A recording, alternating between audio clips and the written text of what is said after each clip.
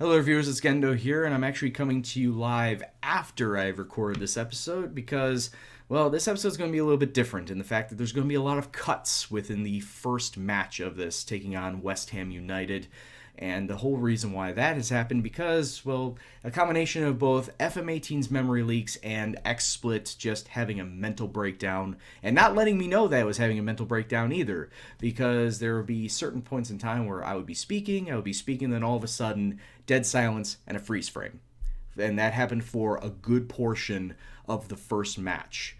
And like I said, I think it's because FM18 had a memory leak. I had my task manager open the entire time of the recording, and it was hitting at least 2 gigabytes minimum of RAM usage. So just because of that, I feel like that's why it was causing a lot of the stoppages within XSplit. And then even in the second match, you'd be seeing a lot of stuttering going on within the match engine. Maybe it is because of the 3D match engine, and they need to patch it for the actual release.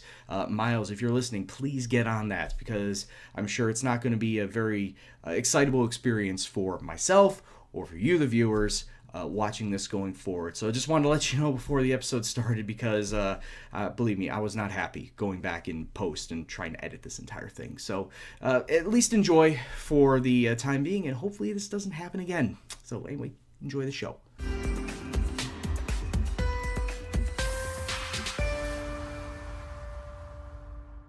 What's up, peoples? It's Gendo here, and welcome back to the Toffee Takeover. And as always, if you are still enjoying the series, please do go and drop it a like. And today we have ourselves the second leg in our AEK Athens setup. But first, we're going to be taking on West Ham United in the Premier League. Before we'll get to that, we'll show you how we did in our Premier League debut versus West Brom, as well as the first leg up against that AEK Athens side. But we do have a couple of bits of news, and that is we are getting players back off of injury. And one of those players that I'm looking to bring back into the squad is, of course, Ross Barkley. If you recall, he did have himself an injury to start the season off. Said he was going to be out for 4 to 5 weeks, and he has just come back into the fold, fully fit for the most part, but get him some more match time, and he will be a valued asset for us in that middle. Of course, him alongside with Morgan Schneiderlin, Idris Aganagay, maybe even Tom Davies in that middle of the park is going to be absolutely vital for us going forward. Need some creativity, at least in the middle of the park.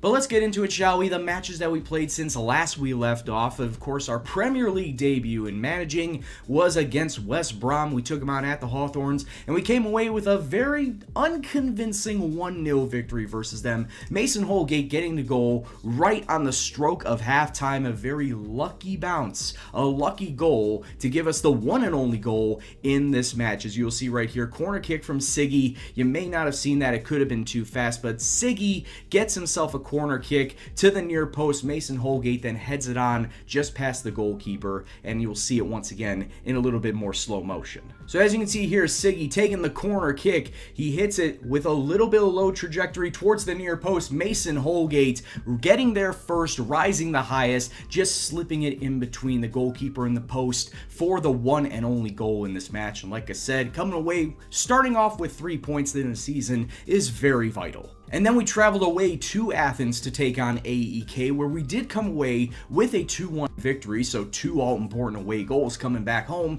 but it started off really shaky. Didn't really get anything going until right before the stroke of halftime. Unfortunate own goal, ball getting crossed in, Joel Robles having the very unfortunate task of having to deal with this ball as it gets crossed in. As you can see, Lazaros, it was a very cross, and Joel just spilling it into the back of his own net. Davy Klaassen off of a Siggy free kick at the far post. He is the only man there. But then the 70th minute, after some pinballing into the middle of the park, some beautifully laid passing out to Mohamed Besic, who then crosses it into Sandro, coming away with that 2-1 advantage. Coming back home now, obviously we need to close ourselves down to be able to then get ourselves into the Europa League proper. And of course, getting 4 wins out of 4 in all competitions to start the season, we have ourselves, of course, some excellent form. We're going to be coming out with a 4-2-3-1 today, since they are apparently weak to it, so let's go and play to our strengths. Jordan Pickford's going to be in net. Along the back line, it's going to be Holgate, Keane, Jagielka, and Leighton Baines. In the middle of the park, Morgan Schneiderlin, Ross Barkley getting his first start back at as many goals in this match proper. We're playing at home. We need to impress the home crowd. So let's go out there and see what happens. And taking a look at the rest of West Ham's lineup, they got Arnautovic, AU, Lanzini across the attacking mid-front, and of course Joe Hart sitting in between the sticks. Now, as you can clearly see, not a lot going on. Start lobbing those orange juice boxes out there and tell them to read what's on the label. Concentrate, boys. We've had 3 shots, but none of them have been on target. Free kick for Aaron Cresswell at the 25th minute. What a lovely strike that was.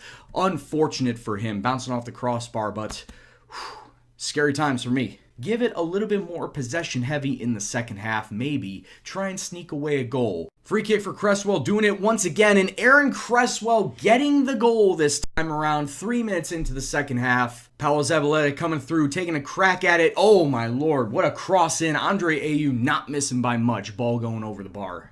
And I feel like at this point in time, with 18 minutes left, I need to do something. I need to make some changes. So Morales is off, Aaron Lennon's coming on, and Davy Klaassen is coming in for Gylfi Sigurdsson, just to try and get ourselves a second kind of striker to launch some attacks. And maybe we can get something right here. Davy Klaassen coming forward with his first touch of the ball, gets it out onto the right-hand side. Just cannot break down this, wait, maybe I spoke too soon. Adamola Lookman coming inside. Sandro, oh, you need to be putting that away. It was a great cross in from Lookman to Sandro, and he had the shorthand side. He could have pegged it in, but just was not there, was not visionary enough to put that in. And now on the other side, it could be an automatic return. It could be an automatic counterattack for West Ham, and it is. It's Chicharito who puts it away. It's 2-0 to the Claret and Blue with 14 minutes left to go. And oh man, after one attack on our side, could have been a goal, an equalizing goal for us. What do West Ham do? They come around and instantly counterattack. I do gotta say though, Everton have woken up in the second half after switching to more of an attacking mindset, and of course switching up to having like that second striker, a little bit more attacking alongside the attacking mids. However, as you can see, trying to push forward, trying to at least get a goal out of this is really opening us up in the back. Aaron Lennon, oh, you need to go after that ball, Aaron. And here comes Chicharito. He's one-on-one with the keeper. He hit the post! And the referee blows his full-time whistle. It, in fact, ends 2-0 to West Ham. As really, I think that they deserved it. Even though we had some decent cracks on our side, we had roughly the same amount of shots. We just didn't put many shots on target. A couple hitting the post. Not going to let the team get away from that. They obviously need to be picking it up.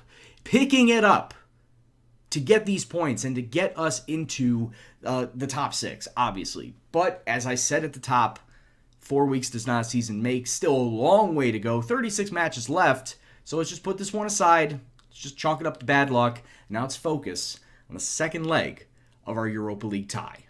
So just because this match is the more important match, it's going to be getting the lineup treatment. With that being said, Jordan Pickford is going to be in between the sticks. And we're going to have Cuco Martina, Michael Keane, Ashley Williams, Leighton Baines along the back line. Our 2 center mids will be Tom Davies and Mohamed Besic, and we're going to be going with the bunch formation with 3 cams sitting up top. Davy Klaassen is going to be sitting in the middle, flanked by Wayne Rooney and Gylfi Sigurdsson on either side. And of course, it's got to be Sandro sitting up front. And just in case I need to go with a wider formation, I do have wingers on the bench in Lookman, Morales, and Vlasic, just in case. Of course, I'm not expecting to, but it's good to have the safety net there. And it does look like that they are, in fact, going to be coming out with a similar formation, 4-2-3-1 bunched. So that middle of the park is going to be extremely cluttered. Going to have to try and find a way to get around them. And I feel like we can. Maybe not to the Rooney side, but definitely to the Gylfi side. So it just all comes down to how well we can manage our playmakers, how much we can manage our dribbling skills, and getting the ball up to Sandro so we can score some goals. So let's go kick off and see what happens and see if we can get ourselves through to the Europa League group stage proper. From the off, Leighton Baines, long ball up over the top. We'll try to get it up over the top. Davy Klaassen coming down with it. Sandro running free. Well, not really running free, but gets back out to Siggy. Siggy through to Mohamed Besic, taking a shot. Mohamed Besic with a crack from the top of the box. He's not known for a long shot, but first goal of the season for the young guy, and making it 1-0 for us, 3-1 on aggregates. And, well, that just makes AEK's task that much more monumental. They need to score 3 away goals to see themselves through. And I just don't see it happening.